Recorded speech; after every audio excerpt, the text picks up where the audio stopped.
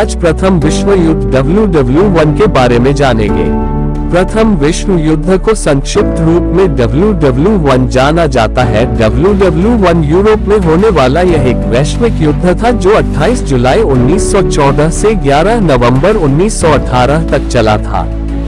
इसे महान युद्ध या सभी युद्धों को समाप्त करने वाला युद्ध के रूप में जाना जाता है।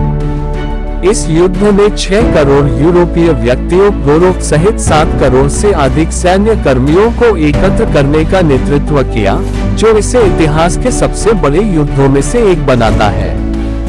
यह इतिहास में सबसे घातक संघर्षों में से एक था, जिसमें अनुमानित 9 करोड़ सिपाहियों की मौत और युद्ध के प्रत्यक्ष परिणाम के स्वरूप में 1.3 करोड़ नागरिकों की मृत्यु, जबकि 1918 की स्पेनिश फ्लू महामारी ने दुनिया भर में लगभग 1.7 से 10 करोड़ की मौत का कारण बना, जिसमें कि यूरोप में अनुमानित 26.4 लाख मौतें और संयुक्त राज्य में 6.75 लाख स्पेनिश फ्लू से हुई। यह पूरी तरह से 1919 में खत्म हुई थी।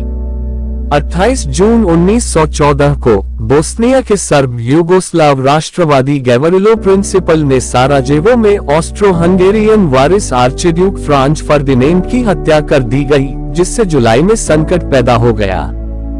इसके उत्तर में ऑस्ट्रिया हंगरी ने 23 जुलाई को सर्बिया को एक अंतिम चेतावनी जारी कर दिया, जिसमें सर्बिया का उत्तर ऑस्ट्रियाई लोगों को संतुष्ट करने में विफल रहा और दोनों देश युद्ध स्तर पर चले गए।